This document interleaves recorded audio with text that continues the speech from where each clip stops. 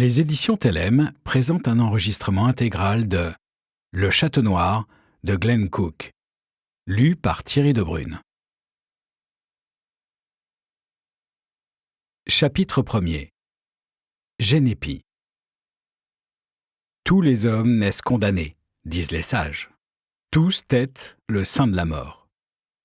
Tous s'inclinent devant ce monarque silencieux. Ce souverain des ténèbres lève un doigt. Une plume volette et se pose à terre. Nulle raison dans son chant. Les bons partent jeunes, les mauvais prospèrent. Il règne sur les seigneurs du chaos. Son souffle apaise toutes les âmes. Nous avons découvert une ville autrefois dédiée à son culte, mais elle est si vieille aujourd'hui qu'elle a perdu le souvenir de cette consécration. Le sombre prestige de sa divinité s'est érodé. Tous l'ont oublié, sauf ceux qui sont restés dans son ombre. Mais Génépi a dû affronter une menace plus immédiate, un spectre d'hier, s'infiltrant dans le présent depuis une éminence surplombant la ville. Voilà pourquoi la Compagnie Noire a fait route vers cette ville, au-delà des frontières de l'Empire de la Dame. Mais ceci n'est pas le début. Au début, nous étions loin. Seuls 2 vieux amis et une poignée d'hommes que nous devions rencontrer par la suite se trouvaient nez à nez avec le péril. Chapitre 2. Bord de route à Tali. Les enfants ont pointé la tête au-dessus des herbes folles comme 2 marmottes. Ils ont regardé la troupe qui approchait. Le garçon a murmuré « Il y en a au moins 1000 !» La colonne s'étirait de loin en loin. La poussière qu'elle soulevait dérivait, estompait le contour d'une colline distante. Les cliquetis, les grincements des harnais devenaient plus sonores. Chaude journée, les enfants transpiraient. Ils regrettaient le ruisseau proche et la mare où ils venaient de se baigner. Mais on les avait envoyés surveiller la route. Des rumeurs couraient. La dame entendait mater la rébellion renaissante dans la province de Tali. Et c'étaient ces soldats qui étaient en marche, qui arrivaient, tout près maintenant. Gueules de dur à cuire, patibulaires. Des vétérans. Largement assez âgés pour avoir contribué à la déroute des rebelles, 6 ans auparavant, qui avaient coûté la vie d'1/4 million d'hommes, dont leur père. « Ce sont eux !» a haleté le garçon. L'effroi de sa voix se teintait d'un soupçon de respect presque admiratif. « C'est la Compagnie Noire !» La fillette ne passait pas l'ennemi en revue. « Comment tu le sais ?» Le garçon a désigné un cavalier taillé comme un ours et monté sur un rouan. Il avait les cheveux gris-argent. Son port dénotait l'habitude du commandement. C'est lui qu'ils appellent le capitaine. Le petit noir à côté doit être Quin'Oeil le sorcier. Tu vois son chapeau? C'est à ça qu'on le reconnaît. Les autres derrière sont sans doute Elmo et le lieutenant. Il y a des asservis avec eux? La fille a haussé encore un peu la tête pour mieux voir. Où sont les autres? Les connus? Elle était plus jeune que lui. Le garçon, âgé d'une dizaine d'années, se prenait déjà pour un soldat de la Rose Blanche. Il a plaqué sa sœur contre le sol. « Andouille, tu veux qu'il nous repère? Qu'est-ce que tu veux qu'il nous fasse ?» Le garçon s'est fendu d'un rictus. Elle avait cru l'oncle net, qui prétendait que l'ennemi ne s'en prendrait pas aux enfants. Lui détestait son oncle. Il n'avait rien dans le ventre. D'ailleurs, les rangs de la Rose Blanche ne comptaient que des poules mouillées. Leur lutte contre la dame s'apparentait encore à un jeu. Leurs coups les plus audacieux se bornaient à tendre occasionnellement une embuscade à une estafette. Au moins, l'ennemi ne manquait pas de cran, lui. Estimant qu'ils avaient vu ce qu'on les avait envoyés voir, le garçon a effleuré le poignet de la fillette. « On met les bouts !» Ils ont filé dans les herbes vers la rive boisée du ruisseau. Une ombre leur a barré le chemin. Ils ont levé les yeux et sont devenus blêmes. 3 cavaliers les guignaient du haut de leur monture. Le garçonnet a ouvert la bouche toute grande. Impossible qu'il se soit faufilé jusque-là à son insu. Gobelin !» a-t-il laissé échapper. Le cavalier du milieu, un petit bonhomme avec une tête de grenouille, a grimacé un sourire. « Pour te servir, Petiot !» Malgré sa terreur, le garçon n'a pas perdu ses moyens. Il s'est écrié « Cours !» Si l'un des deux pouvait s'en tirer. Gobelin a décrit un cercle d'une main. Des filaments lumineux roses, pâles, se sont entortillés. Il a fait un geste de lancer. Le garçon s'est écroulé et débattu contre d'invisibles liens comme une mouche dans une toile d'araignée.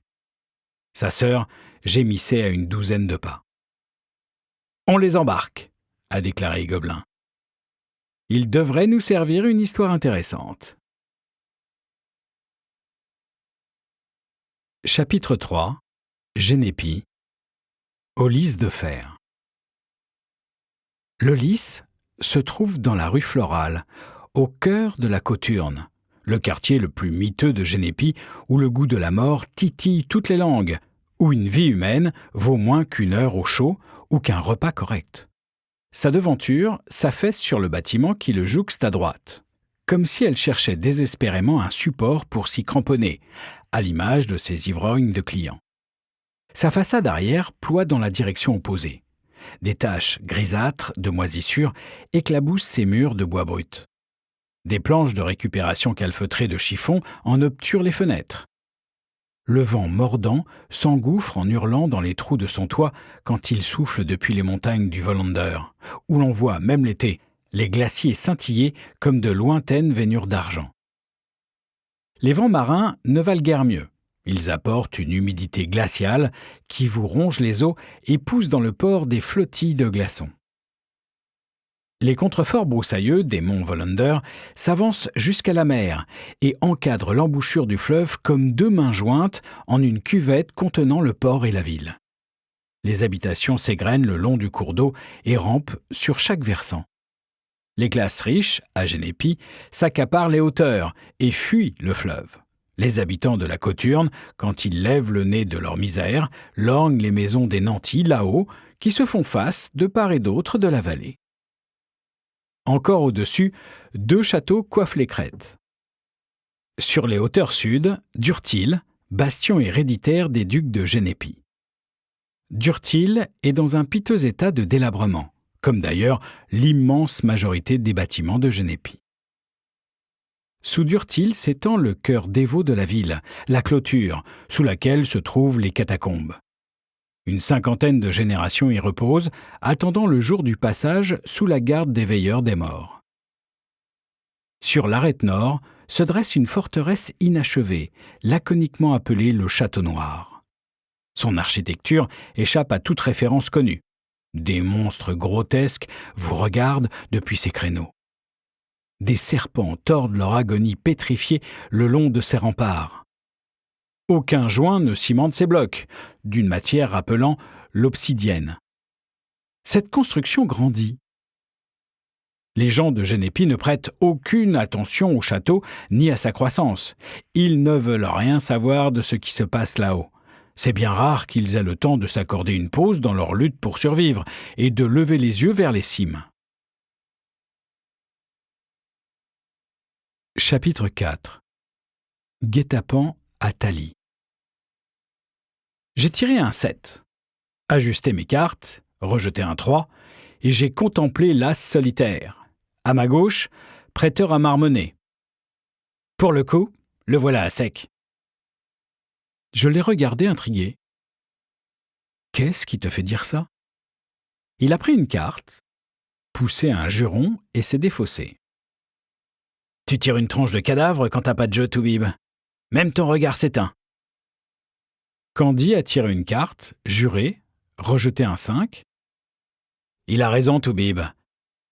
T'es si impénétrable que t'en deviens transparent.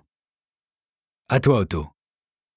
Otto a contemplé son jeu, puis la pile, comme s'il pouvait arracher une victoire au croc de la défaite. Il s'est servi une carte. Eh merde ! Il s'en est défaussé aussitôt. C'était une carte royale. J'ai montré mon as et raflé les mises. Candy lorgnait derrière mon épaule pendant qu'Otto rassemblait les cartes. Son regard était dur et froid. « Qu'est-ce qu'il y a ?» ai-je murmuré. « Notre hôte rassemble son courage. Il n'attend que l'occasion de sortir pour les prévenir. » Je me suis retourné, les autres aussi. Un à un, le tavernier et ses clients ont baissé le regard et se sont ratatinés en eux-mêmes. Tous, sauf un grand escogriffe ténébreux, assis seul dans la pénombre près de la cheminée. Il a cligné de l'œil et levé sa chope, comme en guise de salut. J'ai froncé les sourcils. Il a répondu par un sourire. Otto a distribué les cartes. « 183 !» ai-je annoncé. Candy s'est renfrogné. « Va chier, Toubib !» m'a-t-il dit sans s'émouvoir. Je comptais les tours de jeu. Il rythmait, comme une pendule, notre vie de frères de la Compagnie Noire. J'avais dû jouer facilement 10 000 mains depuis la bataille de Charmes. Les dieux seuls savent combien de fois j'ai tapé le carton depuis que j'ai commencé à tenir les annales. « Croyez-vous qu'ils ont eu le vent de quelque chose à notre sujet ?» a demandé Prêteur. Il était à cran. Un effet de l'attente. « Je ne vois pas comment. » Candy disposait ses cartes dans sa main avec un soin exagéré. Ah, ça, c'était révélateur. Il avait sans doute du jeu. J'ai repassé mes cartes en revue. 21. J'allais sûrement me faire griller, mais le meilleur moyen de lui faire barrage, j'ai abattu mon jeu. 21. Fils de pute, a bafouillé Otto. Il s'est défaussé de ses grosses cartes pour réduire ses points. Mais il lui en restait quand même 22 à cause d'une carte royale. Candy avait 3 9, un as et un 3. J'ai tout raflé, une fois encore, en grimaçant un sourire. « Si tu gagnes au prochain tour, tu peux être sûr qu'on fouille tes manches !» a marmotté Prêteur. J'ai rassemblé les cartes et commencé à les battre. Les gonds de la porte du fond ont grincé. Tout le monde s'est figé, et les regards se sont tournés vers l'accès à la cuisine. On s'agitait derrière. « Cingle, t'es où, bon sang ?» Le tavernier a lancé un regard à Candy, rongé d'angoisse. Candy lui a fait signe. Le tavernier a braillé. « Ici, net !»« On continue la partie !» a murmuré Candy. J'ai commencé à distribuer les cartes. Un type d'une 40aine d'années est sorti de la cuisine. D'autres ont suivi.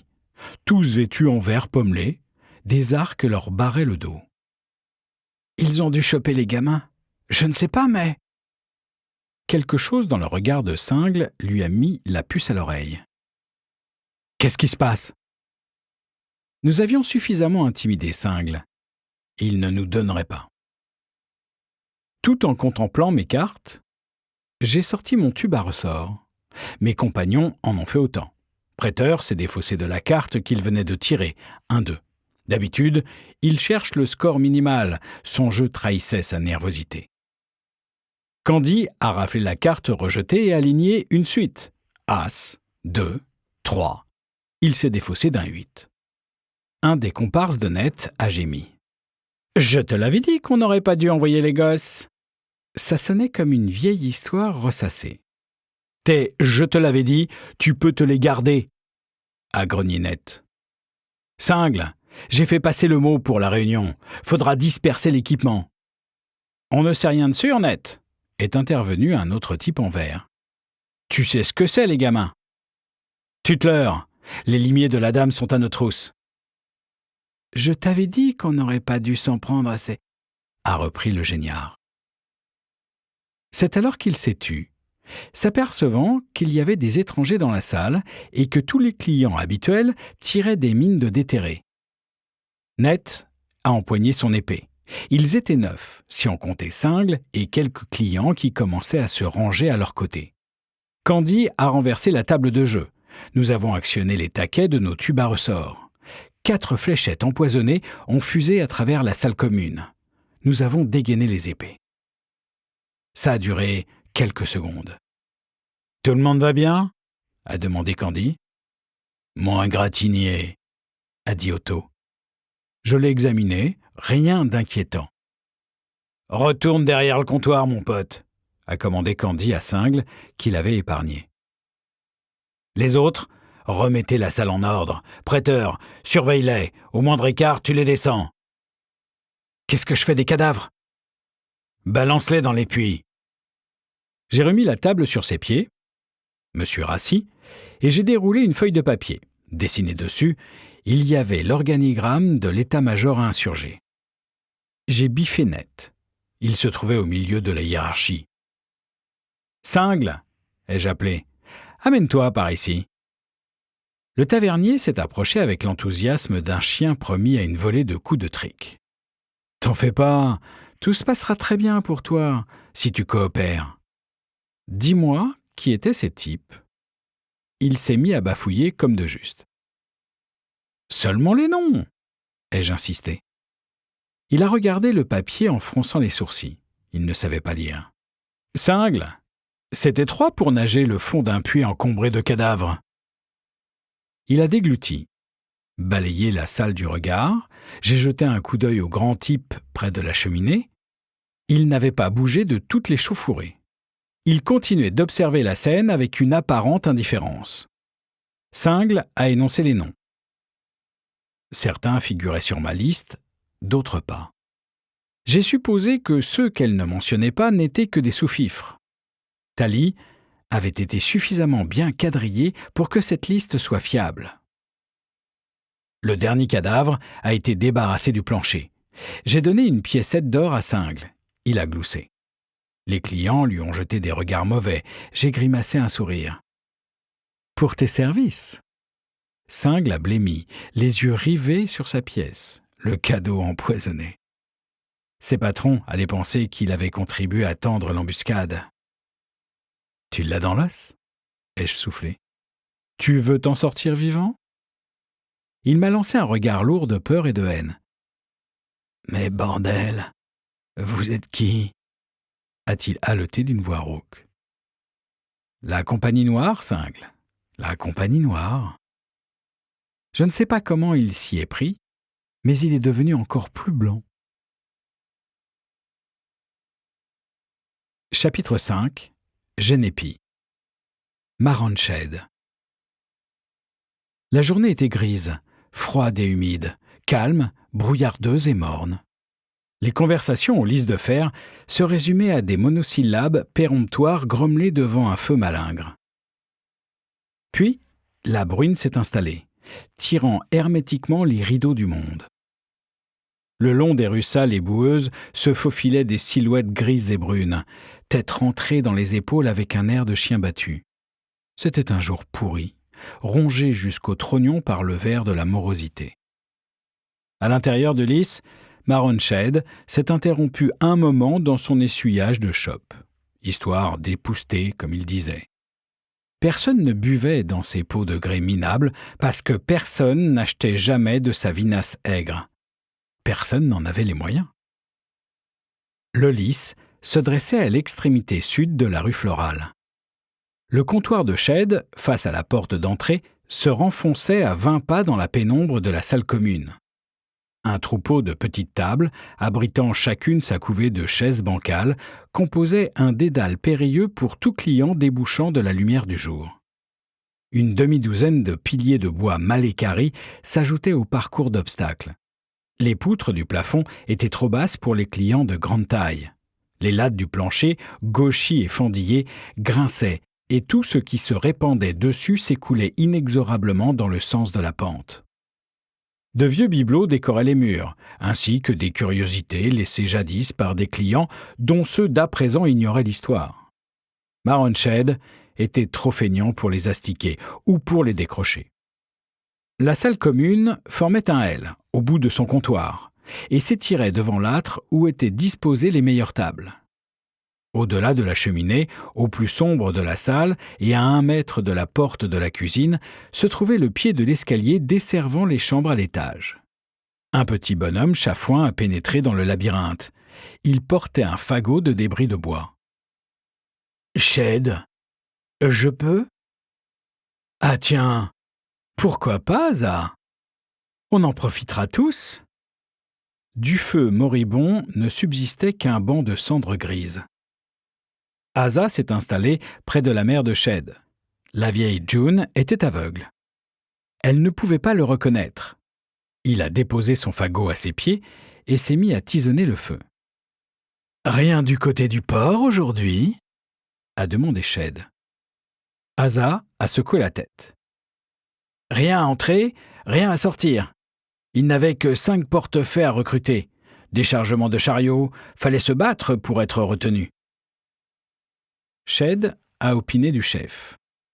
Se battre n'était pas le fort d'Asa. Gagner honnêtement sa vie non plus d'ailleurs. « Chérie, serre donc un coup à Asa. » Shed avait accompagné ses paroles de gestes. La jeune serveuse a saisi une timbale cabossée et l'a amenée près du feu. Shed n'aimait pas le bonhomme. C'était un sournois, un voleur, menteur et tir au flanc, du genre à flanquer sa sœur sur le trottoir pour quelques gerges de cuivre. Il était géniard et poltron, mais il servait bien à Shed, qui n'était guère enclin de nature à la charité. Asa était l'un des vagabonds qu'il laissait dormir sur le plancher de la salle commune quand il ramenait de quoi nourrir le feu. Laisser les sans-abri passer la nuit chez lui ne remplissait pas son escarcelle, mais c'était une façon d'assurer un peu de chaleur pour les os arthritiques de June. À Genépi, trouver du bois de chauffage en hiver s'avérait encore plus dur que trouver du boulot. La détermination d'Asa pour éviter tout travail honnête amusait Shed. Le crépitement du feu a succédé au silence. Shed a reposé son chiffon crasseux. Il s'est approché de l'âtre, derrière sa mère, et a tendu les mains vers les flammes. Les ongles ont commencé à les lancer. Il ne s'était pas rendu compte à quel point il faisait froid. L'hiver sera rude et long. « Asa, tu saurais où t'approvisionner régulièrement en bois ?» Le pétrole dépassait les moyens de Shed. Quant au bois de chauffe, on l'acheminait désormais par les barges jusqu'au port, depuis l'intérieur des terres. Dans sa jeunesse, non. Asa contemplait les flammes. Une odeur de résine a envahi le lys. Shed s'inquiétait pour sa cheminée. Encore un hiver à passer à coups de rebut de sapin. Or, il n'avait pas fait ramener le conduit. Un incendie restait à craindre. Il fallait un changement, vite. Il avait passé les bornes du supportable. Ses dettes l'étranglaient. Il était à bout. « Shed !» Il s'est retourné vers ses tables, vers son seul client vraiment solvable. « Corbeau !»« La même chose, s'il te plaît. » Shed a cherché Chérie du regard. Elle avait disparu. Il a grommelé un juron. Rien ne servait de l'appeler. La fille était sourde. Elle ne communiquait que par signes. Un capital avait-il pensé quand Corbeau lui avait proposé de la prendre à son service. Il s'échangeait quantité de secrets à voix basse au lys. Shed s'était dit qu'il s'en échangerait peut-être plus si le bruit courait qu'on pouvait y parler sans risque d'être entendu. Shed a baissé la tête et saisit le gobelet de Corbeau. Il n'aimait pas ce gars-là, en partie parce qu'il s'en sortait bien en jouant le même jeu qu'Asa. Corbeau ne disposait d'aucune ressource en apparence. Pourtant, il ne manquait jamais d'argent. Une autre raison, c'était que Corbeau était plus jeune, plus robuste et vigoureux que le cortège des clients du lys. Sa présence relevait de l'anomalie. Le lys se trouvait au pied du coteau de la Coturne, près du fleuve. L'établissement attirait des ivrognes, des prostituées défraîchies, des vagabonds, tout un ramassis d'épaves qui dérivaient dans ce dernier bras mort avant de s'engloutir dans l'obscurité. Shed était parfois pris d'angoisse, assailli par la crainte que son précieux lys ne soit rien d'autre qu'une ultime étape. Corbeau échappait à tout cela. Il pouvait se permettre mieux. Shed aurait voulu pouvoir le flanquer dehors. Il avait la chair de poule quand il le voyait assis à son coin de table, à jeter son regard dur des lances de suspicion sur tous les clients qui franchissaient le seuil de la taverne, à se curer les ongles à longueur de temps à la pointe de son couteau acéré comme un rasoir, à lâcher quelques mots glacés, à tonnes, quand quiconque évoquait la possibilité de monter à l'étage avec Chérie. Ça le déconcertait d'ailleurs. Bien qu'il n'ait manifestement aucun lien de parenté, Corbeau la protégeait comme sa propre fille encore pucelle. Et puis, à quoi aurait servi une entraîneuse dans sa taverne de toute façon? Shed a haussé les épaules, s'est forcé à penser à autre chose. Il avait besoin de Corbeau. Il avait besoin de tous les clients solvables qu'il pourrait trouver. Il survivait de prières. Il a servi le vin. Corbeau a laissé tomber 3 pièces dans sa paume. L'une était un levat d'argent. « Monsieur, ramène un bois correct, Shed. Si je voulais geler, je resterais dehors. »« Bien, monsieur. » Shed s'est avancé jusqu'à la porte, a jeté un coup d'œil dans la rue. Le dépôt de bois de Latam se trouvait juste un pâté de maison plus loin. Le crachin s'était mué en pluie verglacée. La boue de la rue se recouvrait d'une gangue. « Il neigera avant la nuit », a-t-il annoncé sans s'adresser à personne. « Sors ou rentre », a grogné Corbeau. « Mais ne gaspille pas le peu de chaleur de la pièce. » Shed s'est faufilé dehors. Il espérait pouvoir atteindre le dépôt avant que le froid ne commence à le mordre. 2 silhouettes se profilaient à travers le grésil. L'une d'elles était très grande. Toutes les 2 se penchaient en avant, le cou emmailloté de chiffon pour éviter que la glace ne leur dégouline dans le dos. Shed est revenu aux lices au pas de course. « Je vais passer par derrière. » Puis il a ajouté par signe. « Chérie, je sors. Tu ne m'as pas vu depuis ce matin. »« Crage » a-t-elle demandé par signe, elle aussi. « Crage » a confirmé Shed. Il a filé vers la cuisine, décroché de la patère son manteau élimé qu'il a enfilé en se trémoussant. Il a dû s'y prendre à 2 fois pour ouvrir le loquet de la porte. Un sourire malsain dépouillé de 3 dents l'a accueilli quand il s'est penché dehors. Une haleine fétide a assailli ses narines. Un doigt crasseux s'est vissé sur son torse. « Tu vas quelque part, Shed ?»« Salut, Rouge. Je vais juste faire un saut chez Latam pour du bois de chauffe. »« Nenni, tu restes là ?» Le doigt poussait. Shed a reculé jusqu'à la salle commune. En sueur, il a proposé « Un coup de vin !»« C'est bien urbain, Shed. Mets-en donc 3. »« 3 ?» a couiné Shed. « Tu vas pas me dire que t'es pas au courant de la venue de Crage ?»« Je te jure pourtant. » Shed mentait. Le rictus lardé de Chicot de Rouge attestait qu'il n'était pas dupe. Chapitre 6. Mêlé à Thalie. On a beau s'évertuer, il y a toujours quelque chose qui foire. Ainsi va la vie. Quand on a de la jugeote, on anticipe. Pourtant, un des 25 rebelles environ tombés dans notre traquenard avait réussi à s'enfuir, alors qu'il semblait que Net nous ait rendu un fier service en convoquant l'état-major local pour une table ronde. À qui la faute? Difficile à déterminer après coup. Chacun d'entre nous a fait son boulot, mais rester aux aguets dans une tension permanente a ses limites à la longue. Le fuyard avait dû attendre des heures avant de saisir l'occasion de s'esbigner. Nous n'avons remarqué son absence que bien longtemps plus tard. C'est Candy qui s'en est aperçu. Il a disposé une carte à la queue de celle qu'il avait en main et il a dit « Il nous manque un bonhomme, les mecs. Un de ces cochons de fermier. Le petit, celui qui avait justement une trogne de cochon. » J'avais la tablée en périphérie de mon champ de vision. « T'as raison, merde !» ai-je grogné. « On aurait dû recompter les têtes après chaque voyage au puits. » La table se trouvait derrière Prêteur. Il ne s'est même pas retourné. Il a attendu qu'on lui donne ses cartes, puis, au trot, est allé chercher une cruche de bière au comptoir de Cingle. Tandis que son va-et-vient distrayait les habitués de la taverne, j'ai fait des signes à toute allure en langage des sourds. « Préparez-vous à une descente. Ils savent qui nous sommes. » J'ai ouvert ma grande gueule. Les rebelles en voudraient salement à notre peau. La Compagnie Noire s'était forgé une fameuse réputation de nettoyeur de pestilences rebelles où qu'elle se mette à sentir. Nous ne sommes pourtant pas aussi vicieux qu'on le prétend, mais la terreur nous précède où que nous allions. Les rebelles flanchent le plus souvent dès notre arrivée et démissionnent purement et simplement.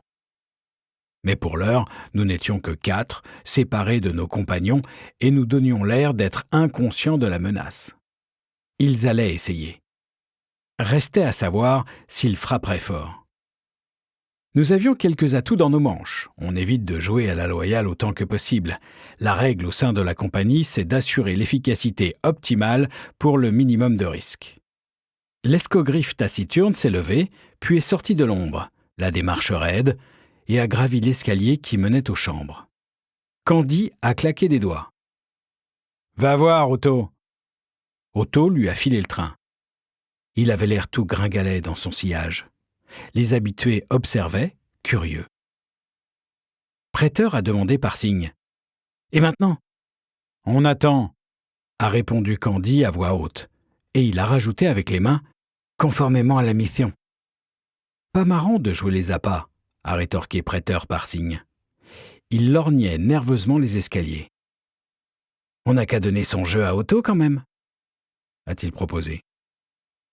J'ai consulté Candy du regard, il a opiné du chef. Pourquoi pas ? Donne-lui dans les 17. Otto abattait systématiquement son jeu au premier tour s'il avait moins de 20. C'était un bon calcul. J'ai rapidement passé mes cartes en revue et esquissé un sourire. J'étais en mesure de le gratifier de 17 points en gardant assez de cartes faibles pour donner à chacun de nous une main qui le grillerait. « Donne-moi les cartes !» J'ai reclassé le jeu en hâte pour constituer des suites. Et zou ! Aucun de nous n'avait davantage qu'un 5. Seule la main d'Otto comportait des cartes plus fortes. Candy a grimacé un sourire. « Ouais. » Otto tardait à revenir. « Je monte voir, » a déclaré Prêteur. « Si tu veux, » a répliqué Candy. Il est allé se servir une bière. Je gardais l'œil sur les clients. Ils se faisaient des idées. J'en ai fixé un du regard et j'ai secoué la tête. Précédé du ténébreux qui est allé se rencogner dans l'ombre. Prêteur et Otto sont revenus la minute d'après. Ils avaient l'air soulagés. Ils se sont attablés pour jouer. « Qui a distribué ?» a demandé Otto. « Candy » ai-je répondu. « À toi ?» Il a battu son jeu. « 17. » ai-je gloussé. « Je te bats ? 15. » Prêteur a ajouté. « Je vous coiffe tous les deux. 14. » Et Candy. « 14 ? Tu douilles, Otto ?» Il est resté immobile quelques secondes, interdit, puis il a compris. « Fumier, c'était pipé. Vous imaginez pas que je vais raquer ? » « Du calme, c'était pour rigoler, mon pote, » a dit Candy. « C'était à toi de donner de toute façon. » Il a redistribué les cartes et la nuit est tombée. Toujours pas d'insurgés. Les habitués redoublaient de nervosité. Certains se faisaient du mouron pour leur famille, craignaient de rentrer tard. Comme partout, les habitants de Thalie ne s'intéressent qu'à leur propre vie. Ils se moquent de savoir qui domine, de la rose blanche ou de la dame. La minorité de sympathisants aux rebelles se demandait avec inquiétude quand l'attaque surviendrait. Ils craignaient de se trouver pris entre deux feux. Nous faisions mine de ne rien voir. « Lesquels sont dangereux ?» a demandé Candy par signe. Après concertation, nous en avons jugé 3 susceptibles de nous donner du fil à retordre. Sur ordre de Candy, Otto les a ligotés à leur chaise. Les habitués ont commencé à comprendre que nous savions à quoi nous attendre, que nous étions prêts. Pas impatients, mais prêts. Nos agresseurs attendaient minuit. Ils se montraient plus prudents que la plupart des rebelles rencontrés jusqu'alors. Peut-être notre réputation était-elle trop impressionnante ? Ils ont déboulé d'un coup. Nous avons déchargé nos tubes à ressort et commencé à ferrailler en nous repliant vers un angle de la salle, loin de la cheminée. Le grand type regardait avec détachement. Les rebelles étaient nombreux, beaucoup plus que nous n'attendions. Ils s'en engouffraient sans cesse de nouveau. Ils se pressaient les uns contre les autres, se gênaient, enjambaient les corps de leurs compagnons tombés. « Le piège !» ai-je haleté. « Sont une bonne centaine !»« Ouais !» m'a lancé Candy. « Sale drap !»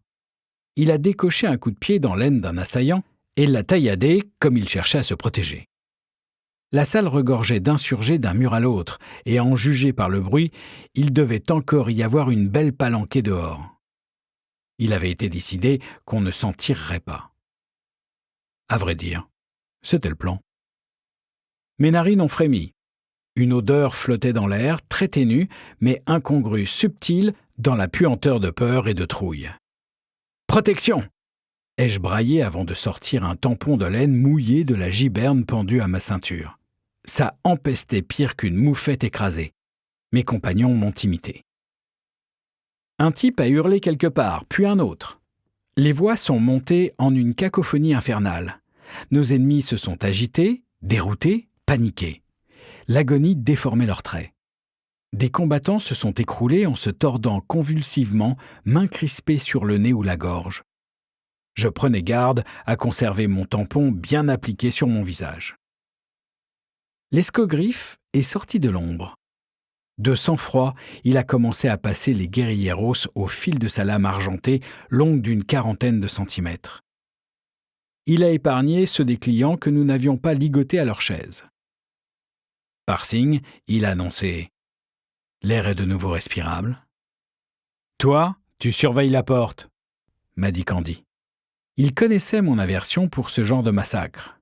« Otto, tu te charges de la cuisine. Prêteur et moi, on file un coup de main à Silence. » Les rebelles dehors ont essayé de nous avoir à coups de flèche par l'ouverture de la porte, sans succès. Puis, ils ont tenté d'incendier la taverne. Cingle verdissait de colère. Silence, l'un des 3 sorciers de la compagnie, qu'on avait dépêché à Thalie plusieurs semaines auparavant, a éteint le feu grâce à ses pouvoirs. La rage au cœur, les rebelles se sont préparés au siège. Ils ont dû rameuter tous les hommes de la province, ai-je dit. Candy a haussé les épaules. Il empilait les cadavres afin de dresser des barricades défensives. Ils ont sans doute établi un camp de base pas loin. Nous avions efficacement infiltré les insurgés de Thalie. La dame nous prépare au mieux avant de nous envoyer au feu. Pourtant, nous étions loin de nous douter qu'ils pouvaient lever de telles forces en si peu de temps. Malgré notre succès, j'avais peur. Il y avait une sacrée foule dehors, que des nouveaux venus grossissaient sans cesse, à ce qu'il me semblait entendre. Silence, comme atout de réserve, ne faisait guère le poids. « T'as envoyé ton pigeon ?» ai-je demandé, pensant que c'était pour cette raison qu'il était monté à l'étage. Il a hoché la tête. Ça m'a soulagé, mais pas beaucoup. Le tumulte a décru. Il devenait plus calme dehors. De plus en plus de flèches fusaient par l'ouverture de la porte, déboîtées de ses gonds lors du premier assaut. Les corps entassés en travers ne freineraient pas les rebelles longtemps. « Ils vont s'amener !» ai-je crié à Candy. « Reçu !» Il est allé retrouver Otto dans la cuisine. Prêteur s'est joint à moi. Silence, l'air sournois et implacable, s'est planté au milieu de la salle commune. Une clameur a retenti dehors. « Les voilà !» Nous avons encaissé le gros de l'assaut avec l'aide de Silence, mais d'autres commençaient à défoncer les volets des fenêtres. Puis Candy et Otto ont été refoulés dans la cuisine. Candy a tué un assaillant un peu trop fougueux et battu en retraite pour se donner le temps de beugler. « Où sont-ils, Silence ?» Silence a haussé les épaules. L'imminence de la mort paraissait le laisser de glace. Il a jeté un sort à un homme que ses compagnons hissaient par une fenêtre. Des trompettes tonitruantes ont vagi dans la nuit. « Ah !» ai-je laissé échapper. « Les voilà !» Le dernier verrou du piège s'enclenchait. Restait la question subsidiaire. La compagnie arriverait-elle avant que nos adversaires aient raison de nous ? De plus en plus de fenêtres cédaient. Silence ne pouvait plus faire face partout. « L'escalier !» a lancé Candy. « On se replie sur l'escalier !» Nous nous y sommes précipités. Silence a répandu un brouillard délétère. Ce n'était pas la substance mortelle qu'il avait utilisée un moment plus tôt. Il ne pouvait plus y recourir maintenant, il manquait de temps de préparation. Nous avons tenu l'escalier sans problème. 2 hommes épaulés par Silence pouvaient le défendre une éternité. Les rebelles s'en sont rendus compte. Ils ont commencé à rallumer des feux. Cette fois, Silence ne pouvait plus venir à bout de tous les foyers. Chapitre 7. Génépi. Kraj. La porte d'entrée s'est ouverte. 2 hommes ont déboulé dans le lys, tapé du pied, épousseté la neige qui les poudrait. Shed s'est précipité pour leur offrir son aide. Le plus grand des 2 l'a repoussé. L'autre a traversé la pièce, écarté Asa d'une bourrade et s'est installé à sa place devant la cheminée, main tendue vers les flammes. Les clients de Shed fixaient le feu, aveugles et sourds à tout le reste. Tous, sauf Corbeau, a remarqué Shed. Corbeau affichait un certain intérêt pour la scène, sans pour autant s'en émouvoir. Shed transpirait. Kraj a fini par se retourner. « Tu n'es pas passé me voir hier, Shed. Je le déplore. »« Je n'ai pas pu, Kraj. Je n'avais rien à t'apporter. Tu peux vérifier dans ma caisse. Tu sais que je te paierai. Je n'y manque jamais. Il me faut juste un petit délai. » « Tu étais en retard la semaine dernière, Shed. Je me suis montré patient. Je sais que tu as des ennuis. Mais en retard, tu l'étais aussi la semaine précédente. Et celle d'avant. De quoi j'ai l'air ? Je te sais sincère quand tu dis que tu me paieras. Mais que vont croire les gens, hein ? Peut-être vont-ils penser qu'eux aussi peuvent s'autoriser des retards, ou même qu'ils peuvent carrément s'abstenir de payer ? Kraj, je ne peux pas. Regarde dans ma caisse. Sitôt que les affaires reprendront. Sur un geste de Kraj, Rouge s'est penché derrière le comptoir. Les affaires sont mauvaises partout, Shed. J'ai des ennuis aussi. J'ai mes frais. Je ne peux plus les couvrir si tu ne règles pas tes dettes. Il s'est mis à arpenter la salle commune à grands pas, à examiner le mobilier. Shed lisait ses pensées.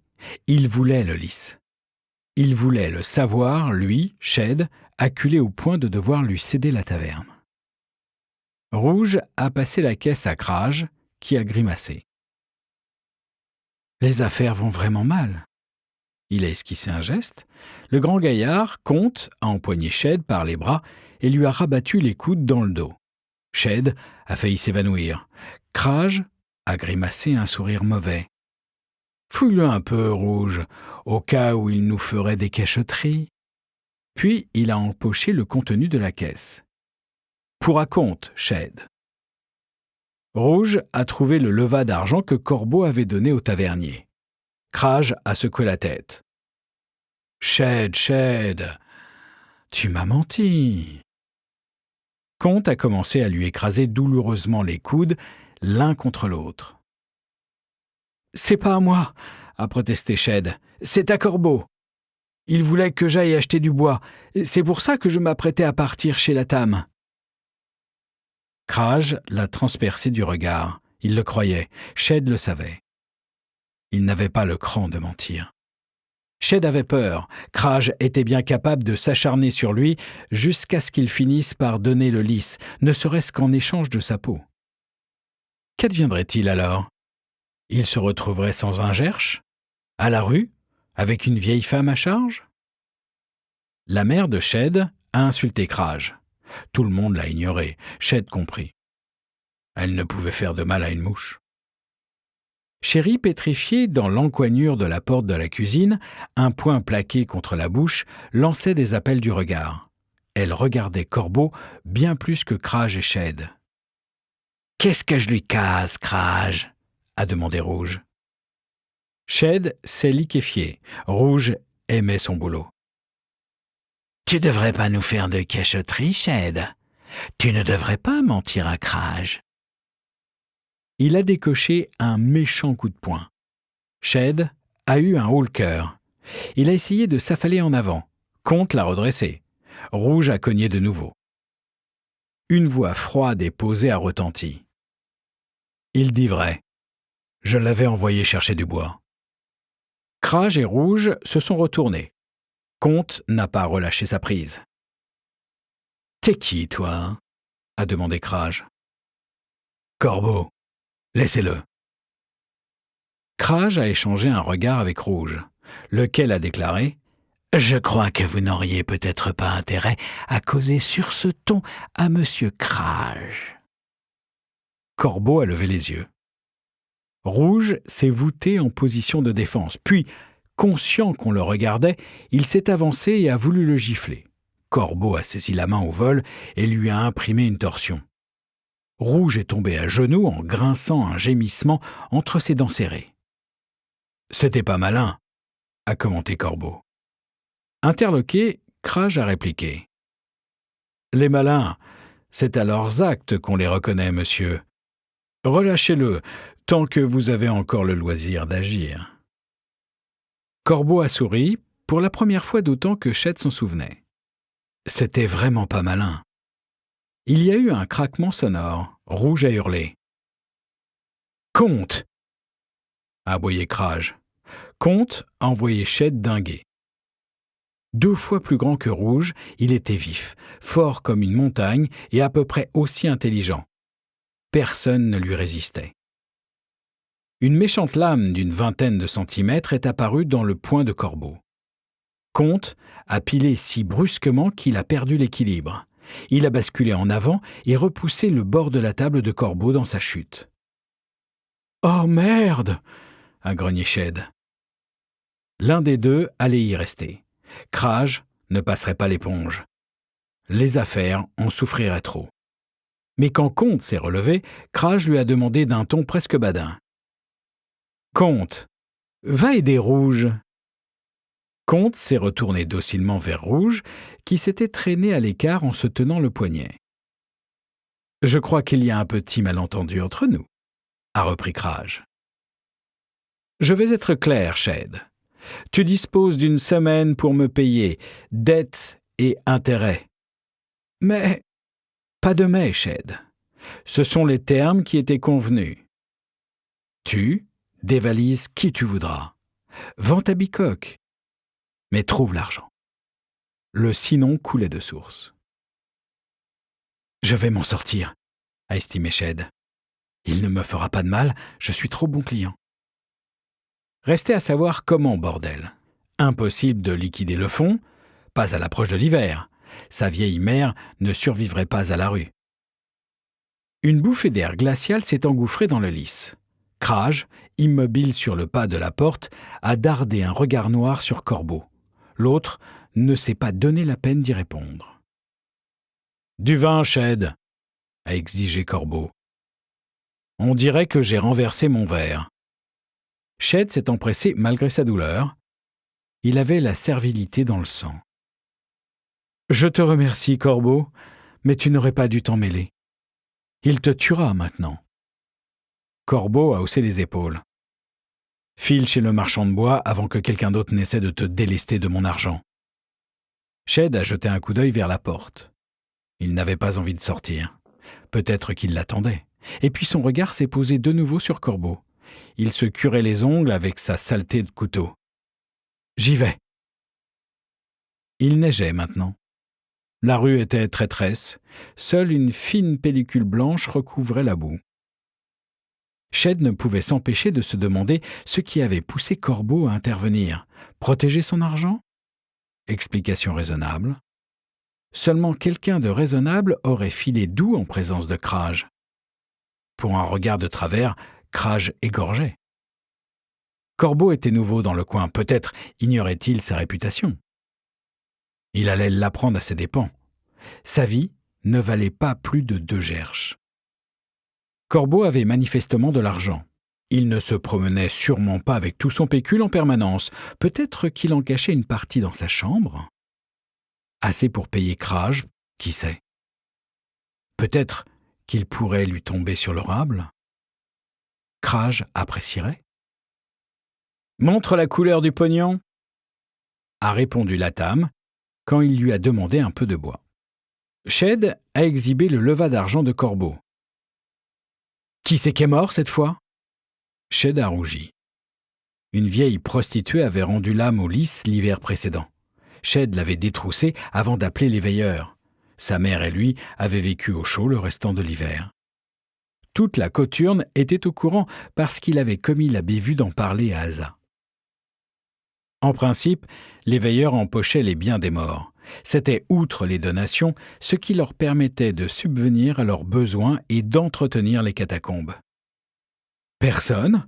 C'est un client qui m'envoie. »« Bah, le jour où tu auras un client qui pourra se permettre des largesses, » a commenté Latham en haussant les épaules. « Mais passons, ta pièce me va, peu importe d'où tu la sors. Prends ton bois, avance, c'est par là. » Shed est revenu vers le lys en titubant, le visage brûlant, les côtes douloureuses. Latham ne s'était même pas donné la peine de masquer son mépris. De retour chez lui, quand le feu s'est mis à mordre le bon chêne, il a servi 2 gobelets de vin en venant s'asseoir face à Corbeau. Aux frais de la maison.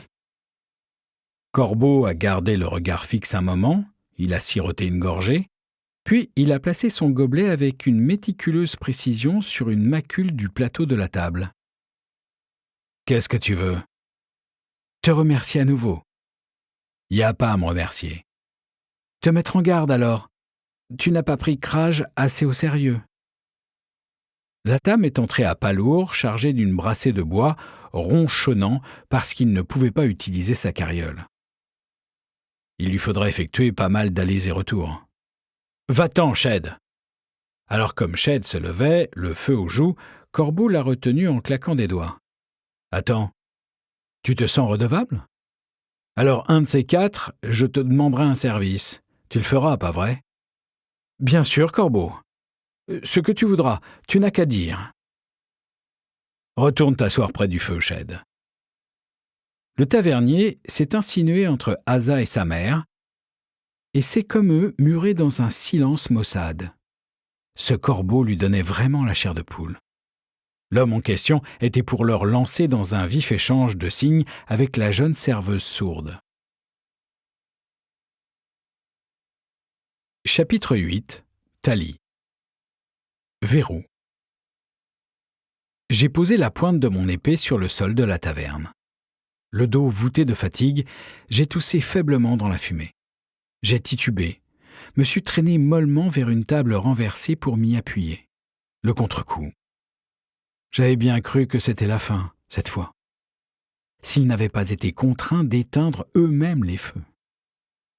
Elmo a traversé la salle et m'a passé un bras sur l'épaule. « T'es blessé, Toubib ? Tu veux que je te ramène qu'un œil ? » ?»« Non, non. Juste vidé. Ça faisait longtemps que je ne m'étais pas payé une fausse pareille, Elmo.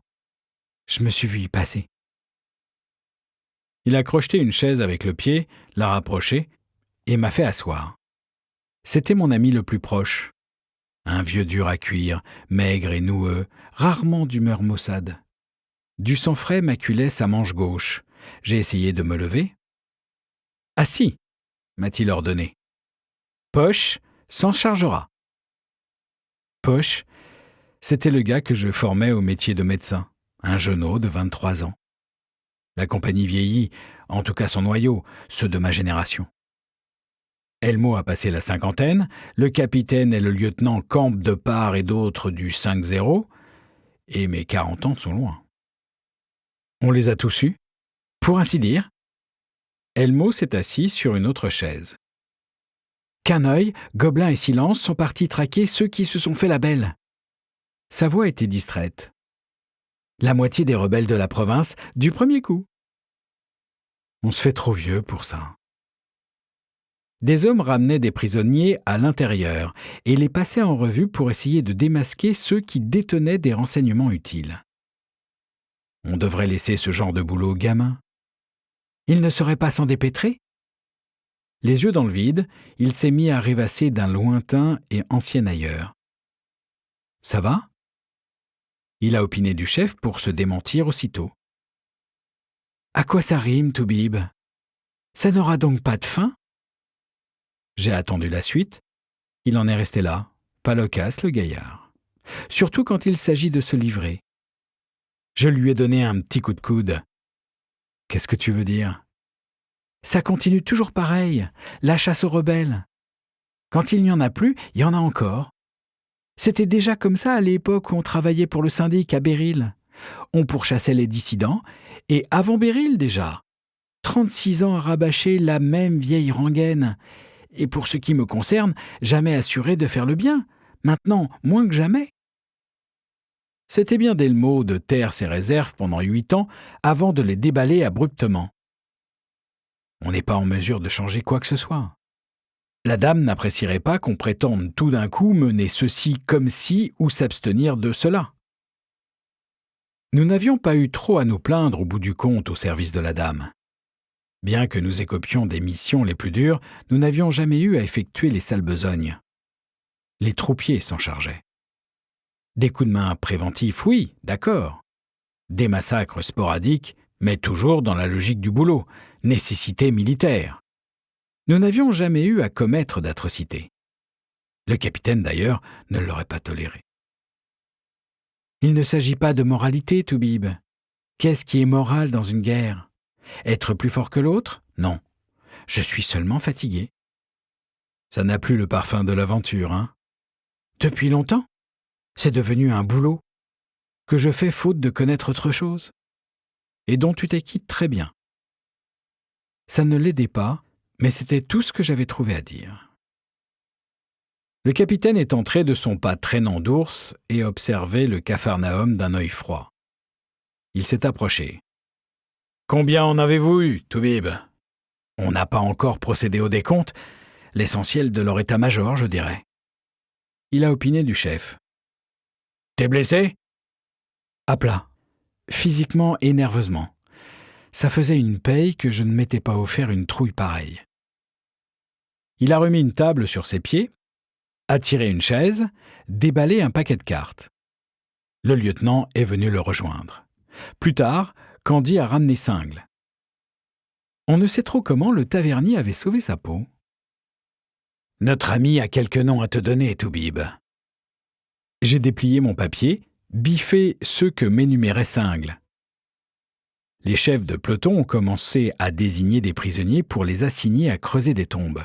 Négligemment, je me suis demandé s'ils se doutaient qu'il allait s'agir des leurs. Aucun prisonnier n'est remis en liberté sur parole, à moins qu'on puisse l'enrôler sans risque de trahison dans les rangs de la dame. Nous avons enrôlé Single. Nous lui avons fourni un boniment crédible pour qu'il puisse expliquer sa survie, puis nous avons éliminé tous ceux qui risquaient de le démentir. Candy, dans un élan magnanime, a fait nettoyer son puits des cadavres. Silence est revenu avec Gobelin et Quinœil. Les deux petits sorciers s'envoyaient des pics caustiques, comme d'habitude. J'ai oublié le pourquoi de leur chamaillerie, aucune importance. Il ne s'agissait que d'un prétexte, leur dispute durait depuis des dizaines d'années. Le capitaine leur a lancé un regard aigre, puis a demandé au lieutenant « Cœur ou Tôme ?» Cœur et Tôme sont les deux seules villes de Thalie dignes de ce nom. À Cœur habite un roi qui s'est allié à la dame.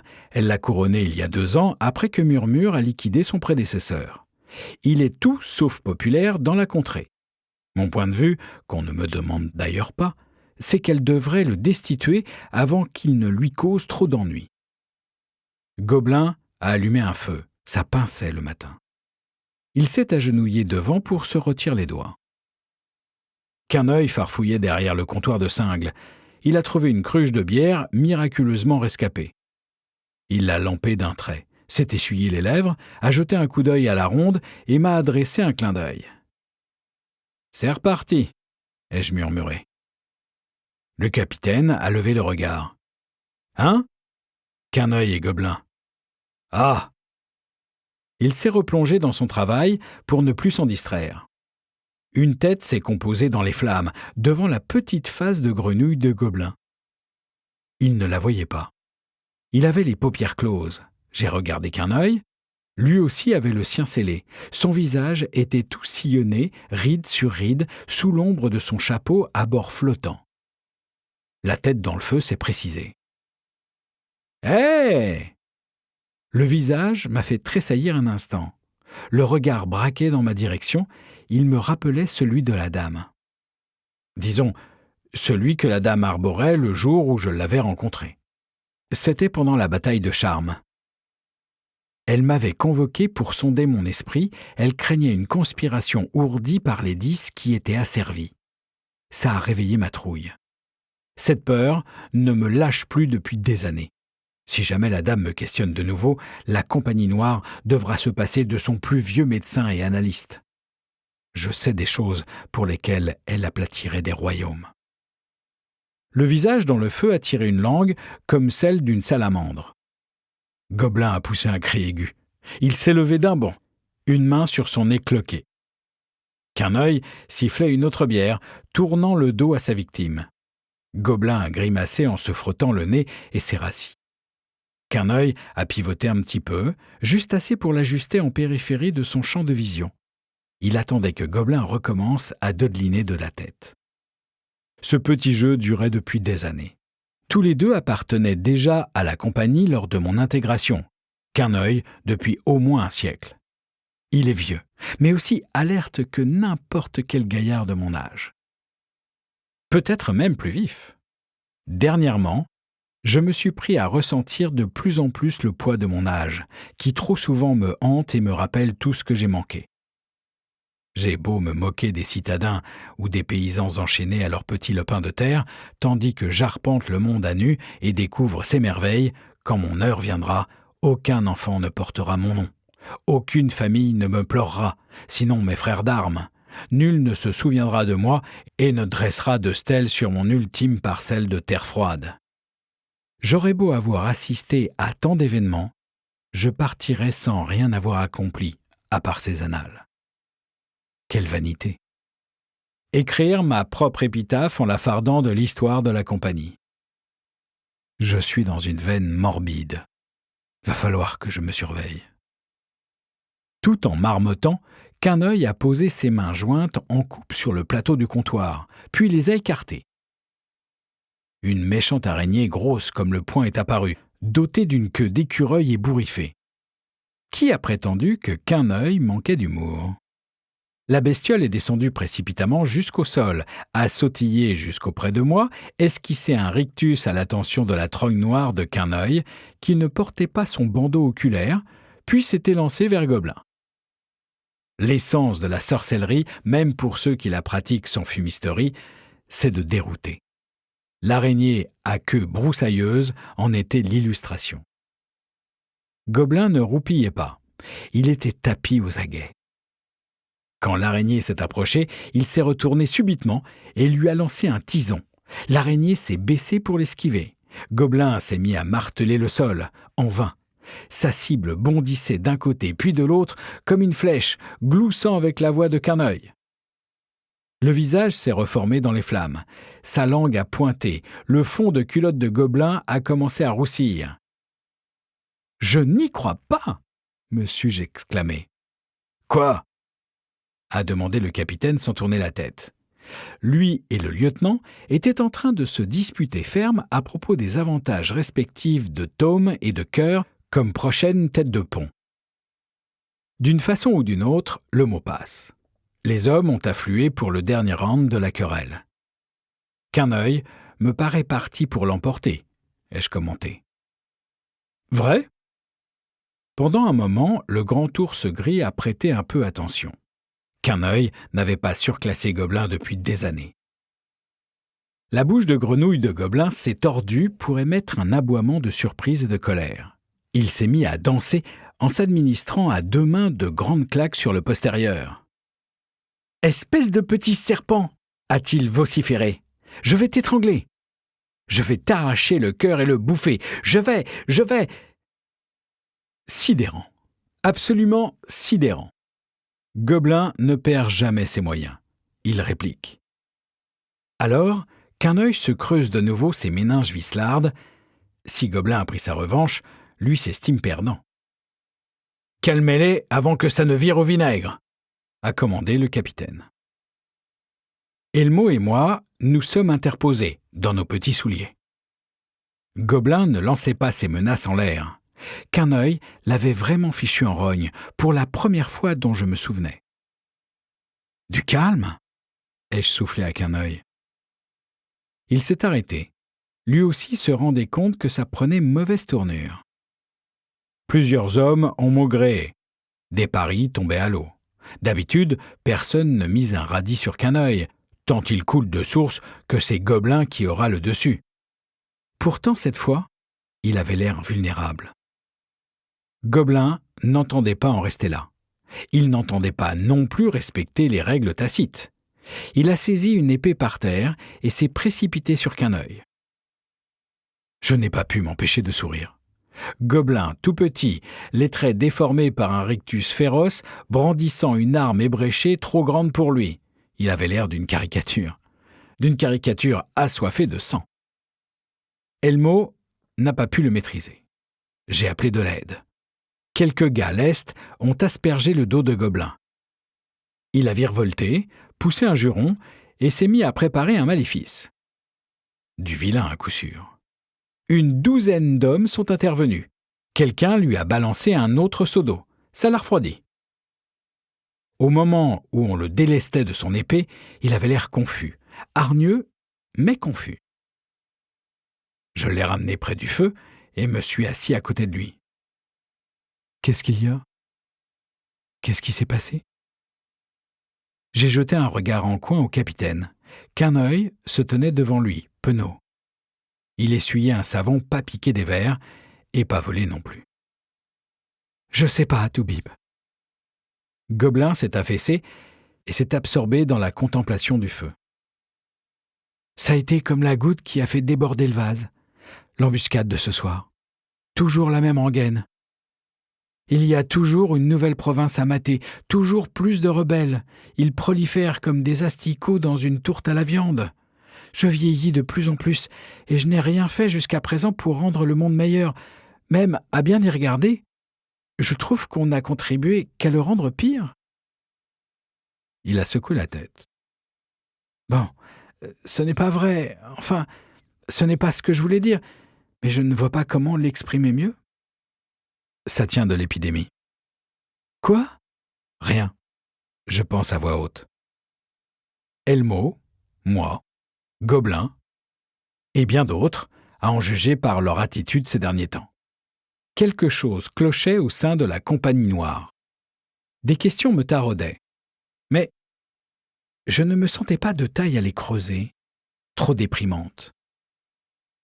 Ce qu'il nous faut, c'est un défi, ai-je suggéré. On n'a pas eu l'occasion de se donner à fond depuis Charme.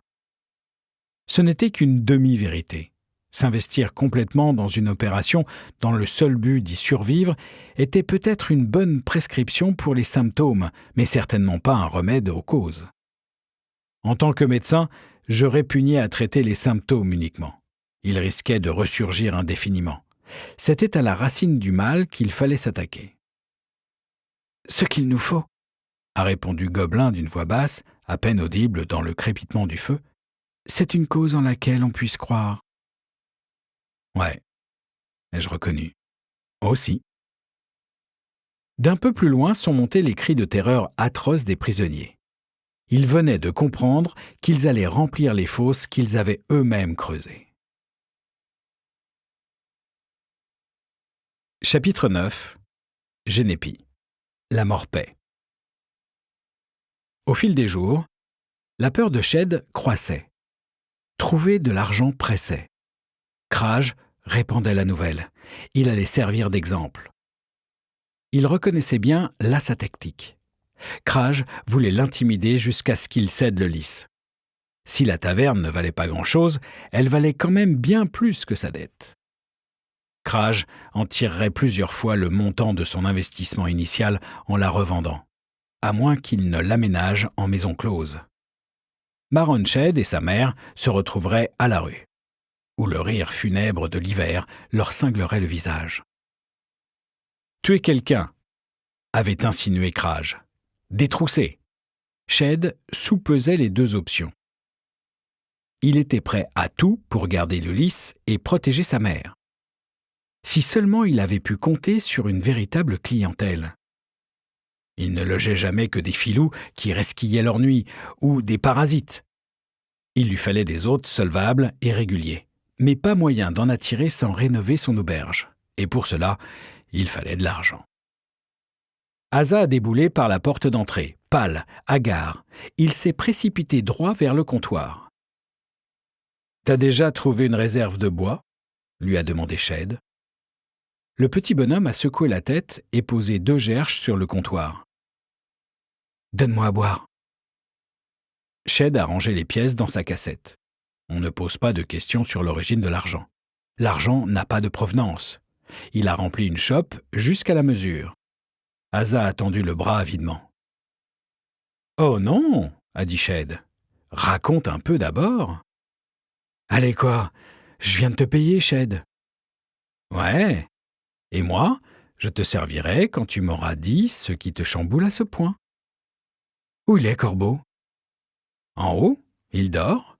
Corbeau avait passé la nuit dehors. » Asa a eu un regain de frisson. « Donne-moi ça, Shed. Parle.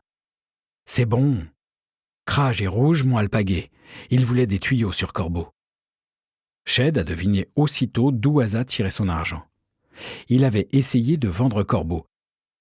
Mais encore, il voulait juste savoir des choses à propos de lui. Quoi au juste? S'il lui arrive de sortir. Pourquoi? Asa a essayé d'atermoyer. Shed a repris la chope. Bon. Ils avaient assigné 2 types à le surveiller. Les 2 types ont disparu, personne ne sait rien. Kraj est furieux. Shed lui a rendu son vin. Il l'a lampé d'un trait. Shed a lancé un regard vers l'escalier en frémissant. Peut-être qu'il avait sous-estimé son hôte. Qu'est-ce que Kraj a dit à propos de moi?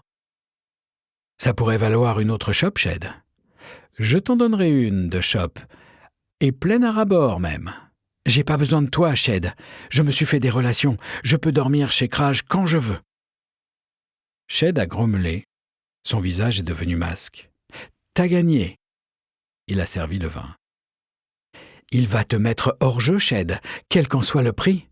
Il s'est fourré dans la tête que t'étais de mèche avec Corbeau. Petit sourire vicieux.